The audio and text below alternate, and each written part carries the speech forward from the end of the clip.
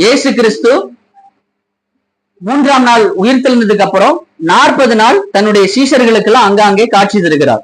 40 நாள் காட்சி தந்ததுக்கு அப்புறம் ஒலிவ மலையிலிருந்து அவர் எடுத்துக்கொள்ளப்படுகிறார். அதாவது மேகம் அவரை எடுத்துக்கொண்டது என்று வேதம் சொல்லுகிறது.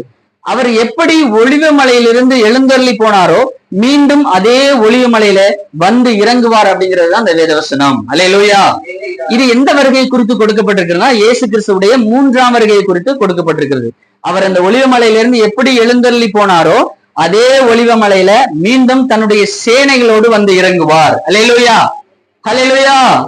எப்ப இறங்குவார் அப்படின்னா இந்த 7 வருஷ உபத்திரவ கால முடிவில அவர் தன்னுடைய சேனைகளோடு இறங்குவார். இந்த 7 வருஷ உபத்திரவ காலம் என்பது என்ன அப்படின்னா முதல் 3 வருஷ உபத்திரவ காலம் கைவிடப்பட்ட சபைக்கு, அதாவது சபை எடுத்துக்கொள்ளப்படும். அதற்காக நம்ம வெயிட் பண்றோம் இல்லையா? இயேசு கிறிஸ்துவோட 2ஆம் வருகைக்காக நம்ம வெயிட் பண்ணிட்டு இருக்கோம். அவர் நாம இந்த சபையானது எடுத்துக்கொள்ளப்படும்.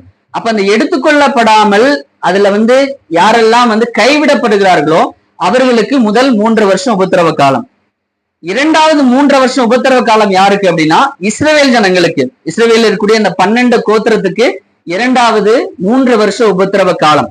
அந்த உபத்திரவ காலத்தின் கடைசியில தான் அந்த இஸ்ரவேல் ஜனங்களை மீட்கும்படியாக, இஸ்ரவேல் ஜனங்களை மாத்திரமல்ல இந்த உலகத்தில் இருக்கக்கூடிய அத்தனை ஜனங்களையும் இயேசு கிறிஸ்துவுக்காக யார் வைராக்கியத்தோடு வாழ்ந்து கொண்டிருக்கிறார்களோ அத்தனை ஜனங்களையும் மீட்கும்படியாக இரட்சகராக ஒரு ராஜாவாக தன்னுடைய சேனைகளோடு மீண்டும் அதே ஒலிவ மலையிலே இறங்க போகிறார். அல்லேலூயா. வாசிக்கலாமா? சகரியா 14:4 வாசிக்கலாமா? சகரியா 14:4.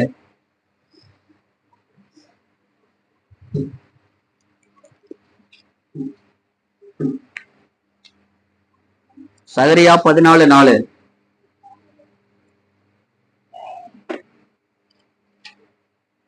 அந்த நாளிலே அவருடைய பாதங்கள் கிழக்கே எருசலேமுக்கு எதிரே இருக்கிற ஒலிவ மலையின் மேல் நிற்கும். அப்பொழுது மகா பெரிய பள்ளத்தாக்குக்கு உண்டாகும்படி ஒலிவ மலையை மையத்திலே கிழக்கு மேற்கால் எதிராக பிளந்து போகும். அதனாலே ஒரு பாதி வட பக்கத்திலும் ஒரு பாதி தென் பக்கத்திலும் சாயும். அல்லேலூயா.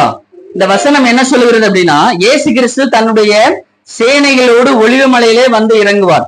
அப்படி இறங்கும் பொழுது ஒலிவ மலையானது கிழக்கிலிருந்து மேற்காக 2ஆக பிளந்து வடக்கே ஒரு பகுதியும் தெற்கே ஒரு பகுதியும் 2ஆக பிளந்து போகும் என்று வேதம் சொல்லுகிறது. அல்லேலூயா. அல்லேலூயா. இது இயேசு கிறிஸ்துடைய 3ஆம் வருகையின் போது நடக்கக்கூடிய ஒரு சம்பவம்.